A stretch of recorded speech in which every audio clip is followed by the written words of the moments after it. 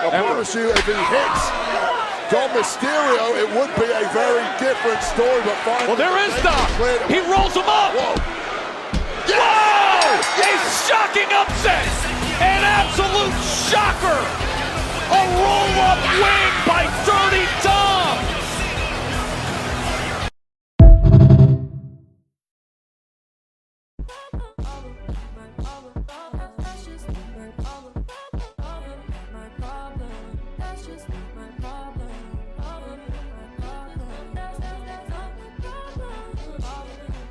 Hey, what's going on YouTube land? It's your boy TJ. Welcome to my YouTube channel, Wrestling Nostalgia, where I get my reviews and WWE shows and PLE events. And today we are going to be reviewing Raw. Before I get into my review of Raw, just go ahead and get a thumbs up, like, and also, subscribe too.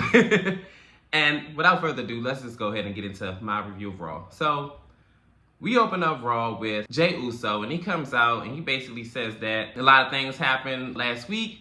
He lost his Intercontinental Championship, so he paid the Bloodline 2.0 a visit, and he cost them their tag team titles eye for an eye. So this is when Jimmy Uso comes out, and it looks like he wants to go ahead and recruit Jey Uso back to the Bloodline, but he was like, we got some things to talk about because last time we faced off or whatever was half a year ago, which was at WrestleMania, and they know the difference between us. We're twins. And even though I won the Intercontinental Championship by myself, nothing beats being your twin brother. So it looked like Jimmy all like, come on, let's hug. And he all like, no, not yet, homie. Not yet, player. So then this is when he said that it can't be the same no more. I ain't no dude boy, we're grown men. And I need to be respected as such. And hey, I agree. So this is when Jimmy says that, okay, I'm cool with that. You know what I'm saying? Just go ahead, come to SmackDown, and we could just go ahead and link it up. You and Roman, y'all talk, and y'all squash our beef. And this is when Jay says that he's cool with that. So then all of a sudden, they get attacked by the Bloodline from behind.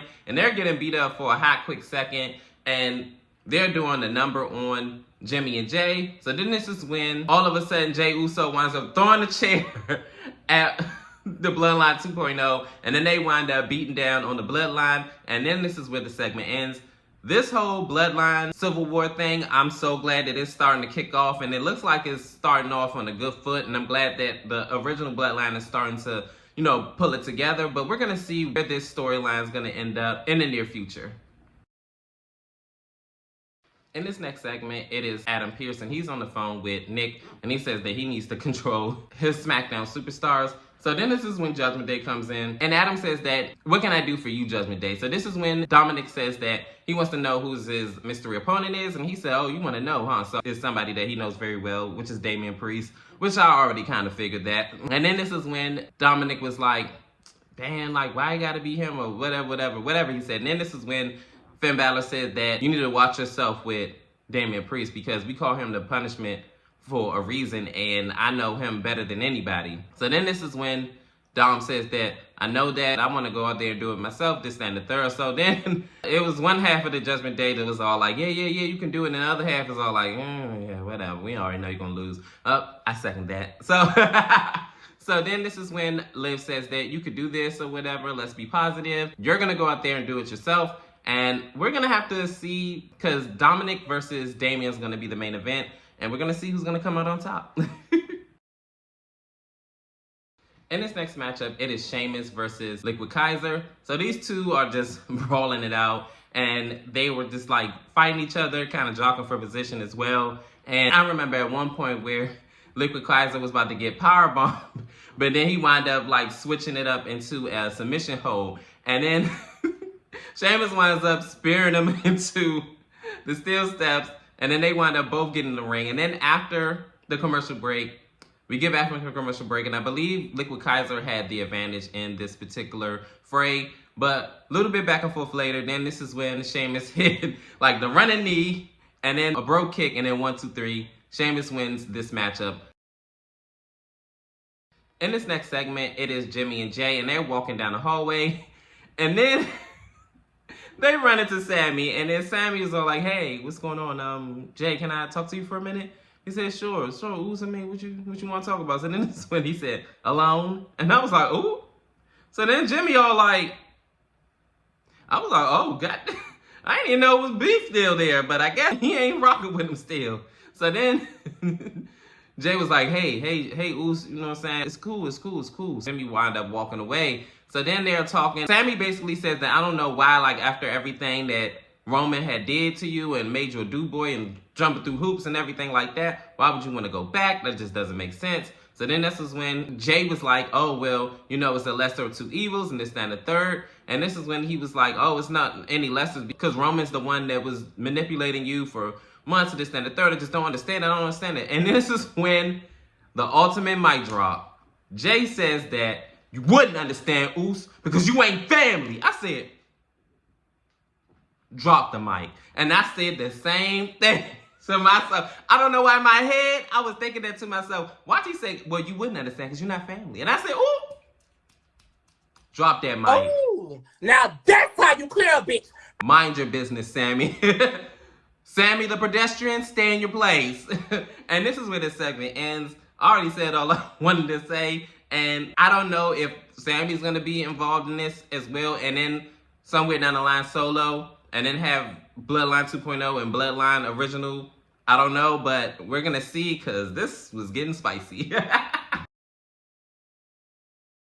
Know your place, what are you looking at? In our next matchup, it is Zelina Vega versus Ivy Now. This match starts off with them kind of jaw-jacking, and Ivy Now kind of like overpowered her, and then like into the corner, and then the two kind of go back and forth from here. Then we go into commercial break, and I believe Zelina Vega went up for a moonsault, but she missed by like a lot. But she barely got her. I think she got her like in the face area or something like that. She only got a 2 count. Then the two go back and forth from here. And then it looked like Zelina Vega was about to go for her code red. But this is when American Made wind up going for the distraction. And then the other American Made members wind up like pulling her away from getting hit with it.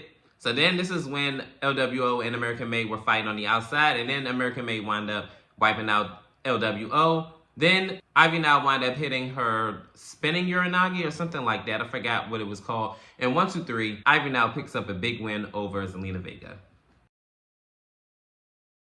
In this next segment, it is the Usos. And Jimmy asks, how did the conversation go with Sammy? And Jay says that he told Sammy that he's not family. Jimmy says that, well, he's not family. But then this is when Jay says that he stepped up when all of y'all, you know, basically stepped down and basically shooed me away and everything like that. And this is when Jimmy said that, hey, I want to talk to Sammy. I like promise, like just want to talk. He said, no, because if I cross paths, you're going to try to beat him up. He was like, no, I'm for real, bro. I'm not on that type of time. Like, let me go ahead and talk to him. So I guess he's going to try to find Sammy and see how that conversation is going to go. In this next segment, it is Seth Rollins, and he comes out and he says that, welcome to Monday Night Rollins, that he's a visionary, he's a revolutionary, he's Seth-freaking Rollins, yada. So then this is when, as he's talking and everything like that, Bronson Reed winds up on the Titantron, and he says basically, if you want me, come get me. I know I said to Adam that I wasn't going to, you know, get physical with you, but hey, if you want me, I'm in the parking lot. So I'm like, oh, okay. So Seth was all like, oh yeah, here we go. So he winds up making a beeline backstage into the parking lot, and Adam all like, you already got the match. No, you already have the match. What are you doing? No. He don't want to hear none of that. So they wind up fighting it out, and Seth winds up doing the curb stomp onto the car. So then he's all like, yeah, everybody forgot how I get down. Yeah, I put him down. I put him on his back pockets. So all of a sudden, Bronson Reed winds up getting up. They fight it out again, and then push comes to shove, he wound up doing the Death Valley driver onto a set of tables that were laying out by the truck that was sitting beside the tables. And that's where this segment ends. And all I was thinking, when Adam was all like, get up. All I kept thinking was BGC. Stephanie.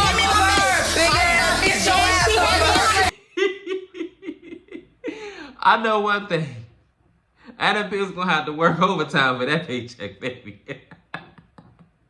But we're gonna see what's gonna happen at the Saudi show between Seth Rollins and Bronson Reed. This has to have a stipulation to this match, being as though that everything that transpired, but we're gonna have to wait and see what's gonna happen in a couple of days until the Saudi show on Saturday. In our next matchup, it is a tag team tournament match for the #1 contendership for the World Tag Team titles. So it is the New Day versus the Viking Raiders, or Warriors, should I say, versus LWO. So this match starts off with LWO and New Day working together to beat up on the bigger War Raider. And they are doing a good job. Then they wind up switching on each other and then trying to get a near fall. And then War Raider wind up coming back and beating them up. Then after the commercial break, I believe they all kind of like shared power position of controlling the match. But mostly one of the Viking Raiders was taking prominence of this match. And then we're going to go right to the end. This is when the New Day looked to end this matchup. But for whatever reason, Xavier Woods wanted to go after Rey Mysterio, and he wound up diving out on him, but he wound up laying on the floor. Then Rey Mysterio wound up tagging in, then tried to hit the 619, but he wound up getting hit from behind by Chad Gable, getting put into the ankle lock. And then this is when the Viking Raiders wind up coming back into the match and then hitting their double team move. And 1, 2, 3, they are the new #1 contenders for the World Tag Team titles. It's kind of weird because they're both heels, so I don't know how they're going to structure this match. But I'm guessing sometime next week they're going to have their tag team championship matchup or Survivor Series, which I seriously doubt. But we just have to wait and see. And finally, we are here at a main event. It is Dominic Mysterio versus Damian Priest.